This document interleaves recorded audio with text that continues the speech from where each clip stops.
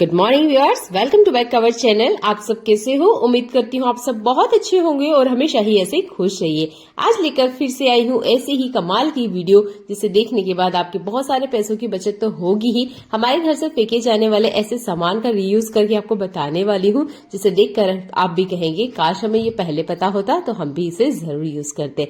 पहला useful tip बहुत ही कमाल का होने वाला है। अक्सर हमारे घर में ना मच्छर बहुत ज्यादा आते हैं, कॉइल का यूज करते हैं। आज मेरे हाथ से ना कॉइल गिर ही गई और उसके 5-6 टुकड़े देखिए इतने सारे हो गए। अब ये कॉइल ना समझ नहीं आ रहा था यूज कैसे करें, क्योंकि बहुत ज्यादा ही टुकड़े हो गए थे। अब यूज तो पूरी ही करनी है, तो मेरे पास नारियल का रखा हुआ था ये खाली छिलका। आपके घर में भी जरूर होगा, जब भी हम नारियल को क्रैक करते हैं तो ये बच जाता है। मैं नहीं फेंकती हूँ, जब भी कुछ इस तरीके का काम होता है तो इसका मैं यूज करती हूँ। तो यहाँ पर जितने मेरे पास टुकड़े हैं सबको मैंने जला लिया है और इस तरीके से नारियल के छिलके में डाल लिए हैं। अब यहाँ पर क्या हुआ कि नारियल का जो छिलका है ना ये गीला है, क्योंकि मैं इसे यूज करती रहती हूँ तो मुझे इसे क्लीन भी करना होता है। अब मुझे इसका यूज नहीं करना है तो मैंने इसे कॉइल के लिए यूज किया है। अभी ये गीला है तो इसको सुखाने के लिए ज्यादा कुछ नहीं करना है। बर्नर पे आप इसे रख दीजिए, कुछ सेकंड के लिए बस बर्नर को आप जला दीजिए। इसका जितना मॉइस्चर होगा वो खत्म हो जाएगा और ये जितना भी कॉइल बचे हुए टुकड़े हैं ये अच्छे से जल जाएंगे। तो छोटे छोटे टुकड़े के लिए आप अलग से कोई स्टैंड खरीदे या क्लॉथ क्लिप का यूज करें। उससे अच्छा है कि इस तरीके से बेकार पड़े हुए नारियल के छिलके का यूज करें। सारे के सारे टुकड़े यूज में आ जाएंगे कॉइल के। छोटा सा हैक है पर बहुत ही ज्यादा काम आते हैं, क्योंकि ये वाले टुकड़े ना अक्सर हमारे घर में बिखरे रहते हैं या डस्टबिन में फेंकने में ही जाते हैं, पर ये मच्छर भगाने के बहुत ज्यादा काम आते हैं। तो इस तरीके से भी आप इसका यूज ले सकते हैं। अगला यूजफुल हैक उन घरों के लिए है जहां पर छोटे छोटे बच्चे हैं। मेरे बच्चे भी काफी ज्यादा छोटे हैं, तो अक्सर क्या करते हैं वो टीवी देखते वक्त ना आपस में झगड़ पड़ते हैं इस रिमोट के लिए। अब इस झगड़े के बीच में ये रिमोट बेचारा टूट जाता है। बार बार रिमोट टूटता है, ऐसा होता ही है अगर घर में छोटा बच्चा है तो। अब क्या करें, तो आप यूज कर सकते हैं इन रबर्स का, जो कि हम महिलाओं के पास जरूर होते हैं। आपने ये रबड़ इस रिमोट के ऊपर पहना देने हैं। तो मैं 2 ही रबड़ लगा के बता रही हूँ। अगर बच्चे ज्यादा ही फेंकते हैं तो आप 3-4 रबड़ ना इसके ऊपर लगा सकते हैं।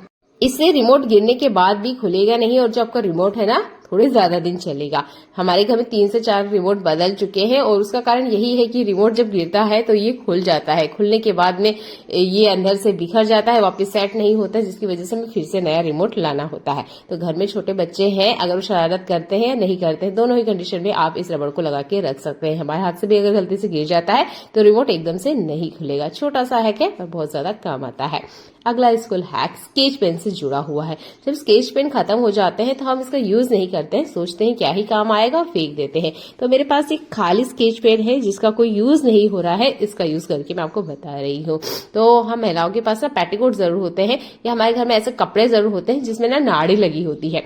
अब ये नाड़ी क्या होता है, काफी बार ना एक जगह नहीं रहती है, यानी इसका एक साइड तो हमें मिल जाता है, दूसरा साइड कुछ इस तरीके से अंदर चला जाता है, जिसकी वजह से इसे बाहर निकालना मुश्किल हो जाता है। या फिर से हमें इसे लगाना हो तो कैसे लगाएं। हर टाइम सेफ्टी पिन हम महिलाओं के पास होती है, पर कभी कभार ऐसा होता है कि सेफ्टी पिन बिल्कुल भी नहीं होती है। तब ना आप इस स्केच पेन का यूज कर सकते हैं। कैसे, चलिए ये देख लेते हैं। तो मैंने पूरा का पूरा नाड़ी ही बाहर निकाल लिया है।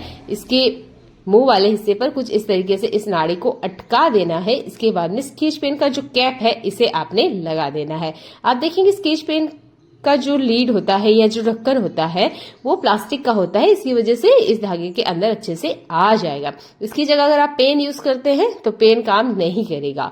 चाहे तो आप करके देख सकते हैं, पर स्केच पेन ज्यादा अच्छे से काम करेगा। कुछ सेकंड ही लगेगा और ये जो नाड़ी है ना आराम से इसके अंदर आप पहना सकते हैं। कुछ ही सेकंड्स का काम है, अच्छी लंबी इसकी लेंथ होती है तो ज्यादा वक्त नहीं लगेगा। तो ये छोटे से ट्रिक से भी आप आराम से पेटीकोट वगैरह या जैकेट वगैरह में जो नाड़ी वगैरह होता है इसको अच्छे से वापस से लगा सकते हैं। छोटे छोटे हैक है पर बहुत ज्यादा काम आते हैं, आपके काम को आसान बनाते हैं और कुछ सेकंड से आपके काम बन जाते हैं। जिस चीज को हम बाहर फेंक रहे हैं इस तरीके से यूज ले सकते हैं। अगर आपको ये ट्रिक अच्छा लगता है तो वीडियो को लाइक और शेयर करना बिल्कुल ना भूलें। देख लेते हैं आज का अगला यूजफुल हैक। घर में छोटे बच्चे हो तो बच्चों के ना सॉक्स भी बहुत ज्यादा होते हैं। मेरे पास भी छोटा बच्चा है, इसका एक सॉक्स ना गुम हो चुका और इतना प्यारा सॉक्स है कि मेरा तो मन ही नहीं किया इसे फेंकने का। चलिए, अगर आपके पास भी ऐसे सॉक्स हैं बड़े के हैं जो कि न्यू है और एक पेयर गुम हो जाता है तो उसको आप अच्छे से यूज कर सकते हैं। तो यहाँ पर ये वाला जो टीन है इसमें आए थे रसगुल्ला और ये टीन ना अब खाली हो चुका है। अच्छे से मैंने इसे क्लीन कर लिया है और अब इसके ऊपर मैं पहना रही हूँ जुराब। अब ये टीन अगर इसी तरीके से हम यूज करते हैं तो देखने में अच्छा नहीं लगता है। आप चाहे तो कलर से अच्छे से पेंटिंग इसके ऊपर बना सकते हैं, नहीं तो ये जुगाड़ू वाला आइडिया आपको बहुत ज्यादा पसंद आएगा। बस जुराब को ना आपने इस तरीके से पहना देना है और ये देखिए जो टीन बेकार सा दिख रहा था ना वो अच्छे से कवर भी हो गया है और इसका आप बहुत तरीके से यूज कर सकते हैं। चलिए पहला यूज करके मैं आपको बता रही हूँ। तो हमारे घर में होते हैं आर्टिफिशियल फ्लावर। बहुत बार क्या होता है इसका जो नीचे वाला स्टैंड होता है या पॉट होता है वो ना खराब हो चुका होता है। मेरे पास तो काफी सारे ऐसे आर्टिफिशियल फ्लावर है जिसके नीचे वाला बेस ही खराब हो चुका है, जिसकी वजह से किसी तरीके से यूज में नहीं आ रहे हैं। तो आपने टीन को इस तरीके से कवर कर लीजिए और आर्टिफिशियल फ्लावर को आप आराम से रख सकते हैं। देखने में भी काफी ज्यादा सुंदर लगेगा। आपके पास आर्टिफिशियल फ्लावर नहीं है तो आप यहाँ कटलेरी के लिए इसे यूज कर सकते हैं, पेन होल्डर की तरह आप इसे यूज कर सकते हैं, यानी कि आप इस टीन का बहुत तरीके से यूज कर सकते हैं। छोटा सा ये भी है पर ये भी आपकी बहुत ज्यादा काम आएगा। जो चीज हम घर से बाहर फेंक रहे हैं, एक खाली जुराब और दूसरा ये जो टीन जिसका हम किसी तरीके से कोई यूज करते ही नहीं है, आप इस तरीके से इस्तेमाल कर सकते हैं। जब भी हम नया कपड़ा लेकर आते हैं आपने देखा होगा कि उसकी जो लास्टिक है काफी ज्यादा कड़क होती है, जिसकी वजह से पहनने में नहीं आता है। यहाँ पर बच्चे की पैंट में आपको दिखा रही हूँ। कोई भी नया कपड़ा जिसमें लास्टिक लगी हुई आती है, अगर वो बहुत ज्यादा चुभ रही है या किसी वजह से इसके कारण रेशेस आ रहे हैं, तब आप ये वाले ट्रिक का यूज कर सकते हैं। तो इस पैंट का मैं लेस भी निकाल चुकी हूँ, उसके बाद भी बच्चे ने इसे बिल्कुल नहीं पहना क्योंकि उसकी कमर में काफी ज्यादा रेडनेस हो रही थी।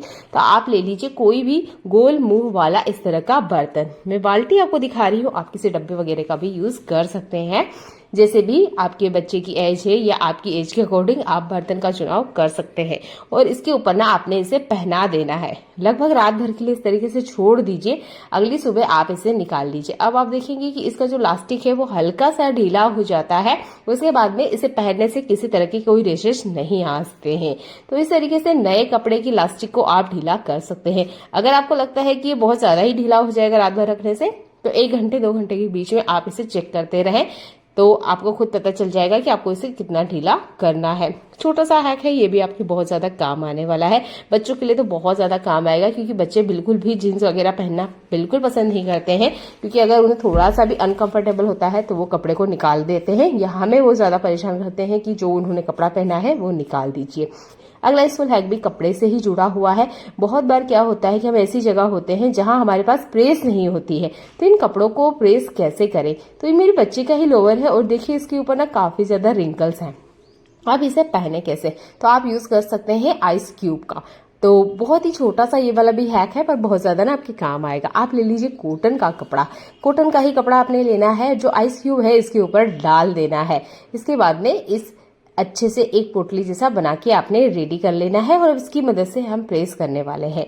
अगर आपके पास आइस क्यूब नहीं है उस टाइम, तो आप क्या कीजिए कि आपके पास अगर कोई बर्फ का बड़ा डल्ली है या टुकड़ा भी है तब भी आप यूज कर सकते हैं। तो आप क्या कीजिए, थोड़ा सा पानी में उसे ऐड कर लीजिए। जब वो पानी में मेल्ट हो जाए हल्का सा, उसके बाद में इस कपड़े को ही उसमें डाल दीजिए और अच्छे से निचोड़ के झटक के अगर आप धूप में डाल देंगे तब भी इसके ऊपर जितने रिंकल्स है ना वो भी मिट जाएंगे।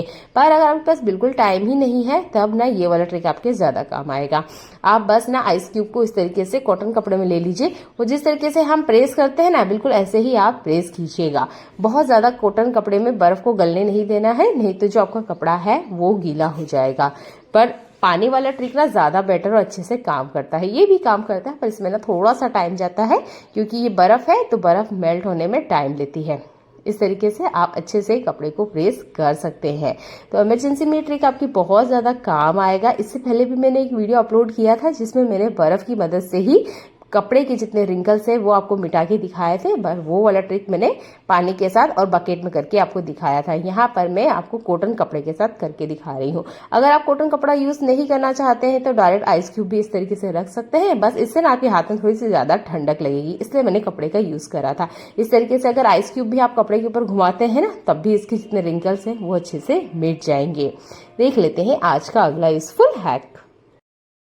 अगला यूजफुल हैक मेरा डोसे के लिए है। जब भी आप डोसा बनाते हैं नॉन स्टिक तवे पे बनाइए या लोहे के तवे पे बनाइए, कोशिश कीजिएगा जब तक इसके कॉर्नर में से डोसा निकलते हुए आपको ना दिख जाए तब तक इस डोसे को आपने छेड़ना नहीं है। अगर आप छेड़ेंगे या इसे आप हाथ लगाएंगे या इस तरीके से स्पैचुला की मदद से निकालने की कोशिश करते हैं तो ये बिखर जाता है, यानी कि ये साइड में से अच्छे से निकलता नहीं है। तो यहाँ पर एक कॉर्नर से अच्छे से निकल चुका है पर दूसरे कॉर्नर से नहीं निकला है, जबकि आप देख सकते हैं ये तवा नॉन स्टिक है, उसके बाद में भी नहीं निकल रहा है। तो कोशिश कीजिएगा जब तक ये खुद से इसके कॉर्नर्स नहीं छोड़ देता है आपने डोसे को छेड़ना नहीं है या इसको निकालने की कोशिश नहीं करना है। जब इसके कॉर्नर अपने आप छूट जाएंगे ना तो ये डोसा बस आप इस तरीके से हल्का सा स्पैचुला लगाएंगे और आसानी से निकल के बाहर आ जाएगा। तो ये डोसा निकालने का बिल्कुल ही सही तरीका है। अगर हम कच्चे ही डोसे को निकालने की कोशिश करते हैं तो वो अक्सर बिखर जाता है, टूट जाता है और उसका जो साइज होता है वो बिल्कुल भी देखने में अच्छा नहीं लगता है। दूसरा ट्रिक है, जब भी आप डोसा बनाते हैं तो बैटर को हमेशा लो फ्लेम पे डालें, पकाते वक्त हमेशा हाई फ्लेम रखें। अगर आप पकाते वक्त लो फ्लेम रखेंगे तो ये बीच में से पक जाएगा, साइड कॉर्नर से नहीं पकेगा, जिसकी वजह से भी निकलता नहीं है।